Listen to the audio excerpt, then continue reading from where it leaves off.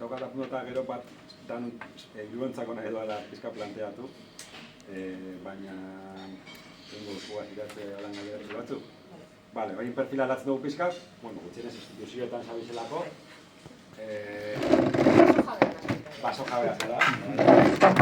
Gainera zure herrian esperientzia basogintzen ingurunetan bastante lanketan duzuko da, Hortik bera egan duzu bai. Baina, bueno, erantzungo dut. Bai, igual da, niretzako gutxienez, como ez ezaguna esan daiteke, no? Eta gaina da pizka, legeak, ez dakiz zer, osea, hori gogorra da ere bai, igual kritika egin daiteke, baina gero horregotea bere bai. Orduan, pizkat guak klaratzeko, batez be Bizkaian daue egoera holan nahiko aproposa gauza hauek mahai gainean jartzeko dela mendien inguruko, edo basoen inguruko foru arauaren berrikuspena, eta pizkat holan laburtu aldozu zer lan joan dan, eta... Bai, bueno, arratzalde lehenengo eta benean hori, eta Bizkaian, hori dela, ez dakit hilabete izan da, edo 3 aste, onartu da, 1983tik indarrean egoen arau bat berrikusi egin da, eta beste literatura eta semantika bategaz daukogu gaur egunean. Egia da, literatura eta semantika hori eguneratuago dagola gaur eguneko hizkuntzetara eta hemen hitz egin diren gauza askotara, jasangarritasunaz, erresilientziaz, biodibertsitatea zaintzeko beharraz, hau da, hizkuntza aldetik badago behar bada retorikan hiztegi zabalagoa eta anitzagoa, baina gero praktikan oso gutxi. Lehenengo eta bain ez da zehazten Bizkai osorako zeintzuk izango diren irizpide orokorrak kudeaketarako, hori osterako dokumentu baterako izten da, eta baita be eskualdeka, esaten da, zehaztuko direla eskualdez eskualde planak mendien kudeaketarako, eta horren esku izten da guztia zehaztea. Hau da, guztia zehazten nahi du guztia. Zenbat eukalitatea egongo dan hor, matarrasarik egingo dan edo ez, zelako maldetan egingo dan, mugarik egongo dan edo ez, guzti hori zehaztu gabe geratzen da foru arauan. Eta foru arauak egiten duena da, xedapen iragankor baten edo, eukaliptuaren moratoria luzatu egiten du eskualdeko plan horiek onartu bitartean. Baina esan dagoa, ez dago, hau da, markoa oso zabala da, hor ia guztia da posible egitea, bai gaur eguneko basogintza eredua jarraitzea, zein beste erabateko basogintza ereduak txertatzea ere posible da, hau da, dena da posible, baina ez du ezer konkretatzen, ez du irizpide orokorrik markatzen, egia da gauza batzuk txertatu direla, eta emendakin asko egin dituzte alderdi politiko ezberdinek, eta batzuk onartu dira, eta horien artean, adibidez, EH Bilduri edo onartu zaio, eskualdeka egingo diren plan horiek izango direla modu parte hartzailean, zelen ematen zuen bulego baten egingo zirela plan horiek, eta modu parte hartzailean eragile ezberdinekin, ikusiko da horrek zenbaterako ematen duen edo ez, baina gutxienez hori bai jarrita dago.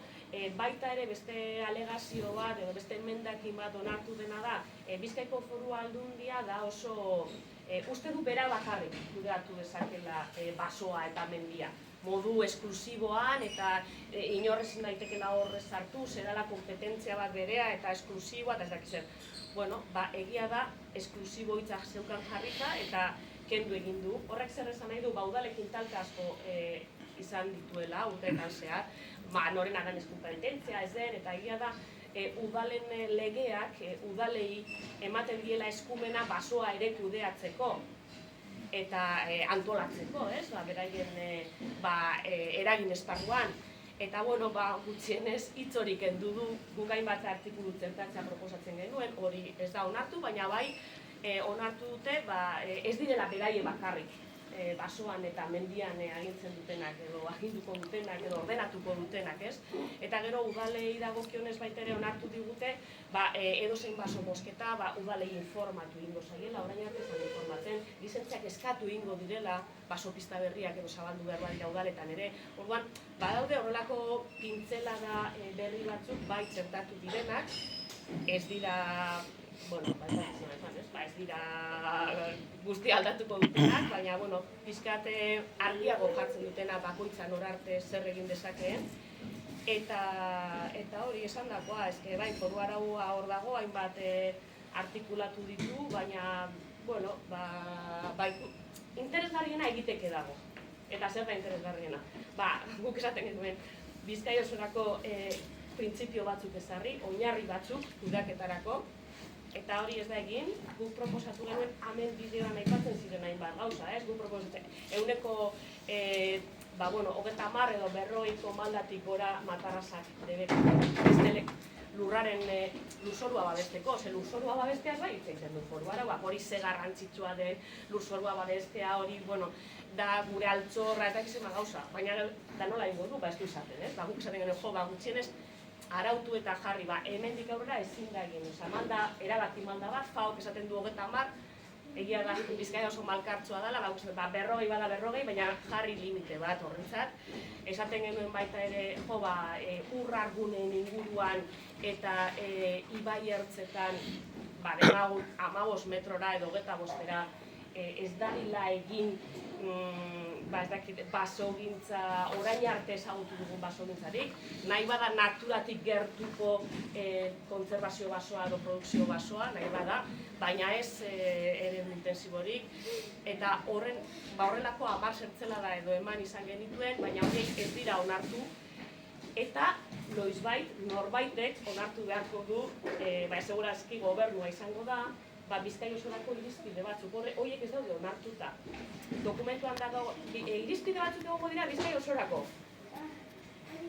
Nor onartuko ditu, desde luego ez da izango batzar nagusietan. Zeia, hori pasatu da, bai? Langa hori pasatu da. Orain dekretu bidez, noizbait etorriko da, gobernuak dekretu bat noizbait aterako du, eta esango du, haue dira Bizkaia basoak kudeatzeko printzipio orokorrak. Ondo. Hori egingo du dekretu bidez gobernuak noizbait, eta gero eskualdeko planak egongo dira, baita ere.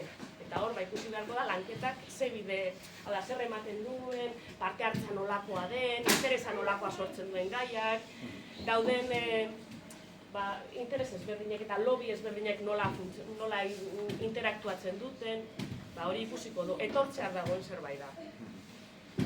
Igual orokortasun falta horrek egiten duena, nire irakurketa gutxienez da, dagoen eredu hegemoniko horreri espazio hausten du egiteko nahi dagoena, orain arte izan da moduan. Horregaz jolasten da pizka. Neguan basolanak gomendatzen da ez egitea. Eta gero etxean doan, kasu nahi dut, dekozu neguen hor kriston trizkantza egin da, porque eraz makina sartu da. Eta gero beste... Horren inguruna diez, nekazaritzan berdina gertatu da. Eredu intensiboa bultzatu azkeneko 50 urtetan, eta ikusi dutenean jende asko beste eredu bat eskatzen duenean, eredu guztia dira baleogarriak, ez? Orduan trampa, jazta, venga. Horretan, jarraitzen dute bultzatzen eredu bat. Esatu dute dana dira baleogarriak, baina ezken behiaik bultzatuko duten edutena. Gero, aipatu duzu eukaliptoaren moratoria, eta nik uste hor badago, karo, irakurketa bezala, igual kalean irabazi da pizkat, eukaliptoaren kontrako diskurtsoa egin da, edo egituratu da, baina, gero igual kontuatzen zara landa gunean eta baso jabe txikien horretan ez dagoela diferentea dela igual, ez? Eta horre, igual gure artean bere bai ez da baiak egon dira, eukaliptoaren moratoria nahikoa da, ez da nahikoa, baina eski bakarrik eukaliptoa zegoen lekuetan, ez zegoen lekuetan aplikatzen da, ez zer, hori ze irakurketa egiten, irudontzako ere igual galdera da, baina iratutzu egozela horre bere bai, baina... Eusten neurri bat da. Zuk esan duzu bai, eukaliptoak badauka prentza bat, batez be, ingurumenean edo biodibertsitatean edo naturan interesa duten pertsonetan, prentza negatiboa da. Baina prentza hori ez da hain negatiboa lurjabe askorentzat, eta hori horrela da. Hainbat lursail ikusiko duzu ez gaur-gaurkoz be, edo gaizori dauden pinudiak bota gabe, hau da, esperoan noiz altzatuko den moratoria, edota landatu gabe, baina ez nahi dutelako baso naturala hor ateratzea, baizik eta itxarotzen daudelako noiz altzatzen den moratoria eukaliptoa landatzeko, eta hori errealitate bada.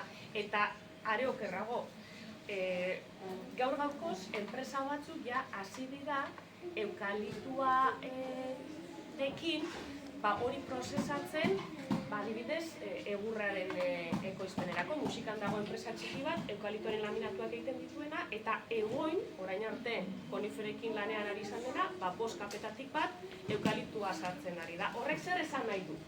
Horrek esan nahi du, eukaliptuari industria hasi zaiola aterabideak bilatzen, ikusten dutelako, esan duzuena, koniferek, ja hemen badaukatela oso bizi motza. Eta hori ez diogu guk izan genuen bilera bat, Bilduek izan zuen bilera bat, Bizkaiko basojaben elkarteko ordezkariekin, eta bilera horretan, basojaben ordezkariek esan ziguten. Bizkaian, koniferak ez daukate etorkizunik, baina zeinek ez pinu maritimoak, esangoak, ez bestekoak, hilda daude. Orduan, beste espezie batzutan pentsatzen ari dira, ordezkapen moduan, eta eukaliptua ez da deskartatu da dagoen espezie bat, eta horrek badauka bere arriskua zergatik. 50.000 hektarea dauzkagulako pinuz, eta hortik eren bat edo gehiago gaixorik errekuperatu ezin. Orduan, hemen aldaketa bizkor bat oso epe motzean, hau da, paisaia eta ingurua eta beste, dator aldaketa inminente bat dago etortzean, eta hori ondo kudeatzen ez bada, eta horregatik esaten genuen du, orain da momentua laguntzeko trantzizionatu nahi duten lurjabe pribatuei ere, batez bere, lurraren zati handi bat, basojabe txikien edo handien edo esku dagoelako. Eta esaten genuen, eta hori laguntzeko proposatzen genuen neurri ekonomiko bat trantzizio horretarako. Egia da, landaketak diruz lagunduta daudela. Baina guk uste dugu landaketa horien ostean egin behar diren lanak eta dagoen rentabilitate ekonomiko falta eta sortzen diren onura positiboak diruz lagundu behar direla baita ere. Orduan proposatzen genuen kontratu bat, gutxienez 10 urterako, kontratu lurjabe hektarea eta urteko 200 euro emateko trantzizionatzen dutenei beste eredu baten. Ez que gutxi, epe oso laburrean asko trantzizionatuko da Bizkaian. Leku baterantz edo besterantz, baina ja dago txarto koniferen asuntua, orain, ez amendik 50 urtera. Orduan, da momentu oso potentea, eta uste dugu gauzak egin behar direla ondo, ze asko ez dira ere horretara konbentzimentuz etorriko. Konbentzimentuz edo oso egia da, eta esan duzu eta hola da, ez da? Gero eta jende gehiago ari da, estaldura iraunkorreko basogintzako praktikak egiten, eta hori horrela da.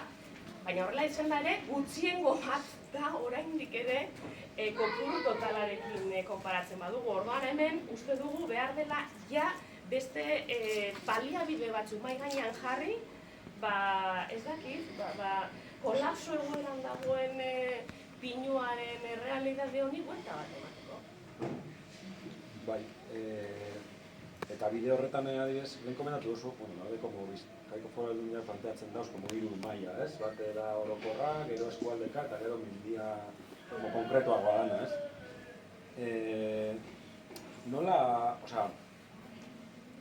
nik gutxienez uste dut, igual eskualdeka, eskumena, igual hurbilakoagoa dela, bertan bizitan jendea bintzako da, ez? Igual, hortik tiratu leike edo Bizkaiko Foru Aldundia joan beharrean, hortik gertukoagoa izan da, eraginkorragoa izan daitekeela gutxienez, eskualdeka aldatzea pizkata asunta. Eskala txikiagoan lan egiten ari garako, sin más. Baina hori nola goituratzen da, eskualdeko plangintza bat daude ja idatzita, edo zezuet berria da? Ez, idatzi egingo dira. Baina planteamendua berria da, orain arte? Planteamendu berria da, orain arte ez da existitu. Planteamendu berria da. Baina, klaro, hemen, hau guztia bideratzeko, ez dakit, aditu batzuk ekarri beharko ditugu, dinot, hau ez da bake prozesu bat izango, jente interes ekonomiko eta interes ezberdiniko jendea bilduko da espazio horietara, eta bakoitzak bere ikuspegitik egingo ditu bere aldarriak, eta hortik puntu amankomun batzuk, ez dakit nola batu beharko diren eta bildu eta erregulatu. Adibidez, basozainen proposamena, basozainek egindako emendakin baten, beraien proposamena zen, eskualdeka egiten diren plan hauetan, ez igotzea portzentaian eukaliptu kopurua. Hau da, Busturialdean badagoen eukaliptari kopurua baldin bada 20%, urrengo plangintzaren ostean be 20% baino gehiago ez izatea.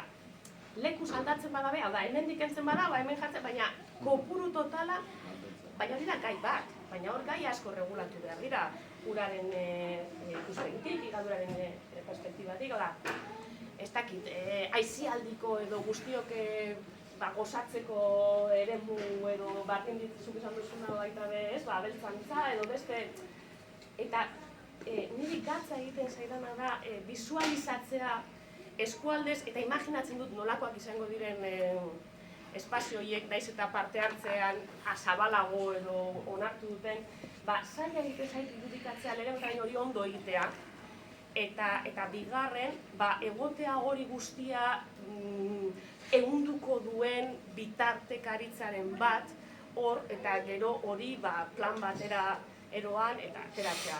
Oda, interesgarria da, zerbait berria da, bai, parte hartu behar da, bai. Baina, klaro, adibidez, Baskegurrek oso interes konkretua dauka eta oso lobby potentea da.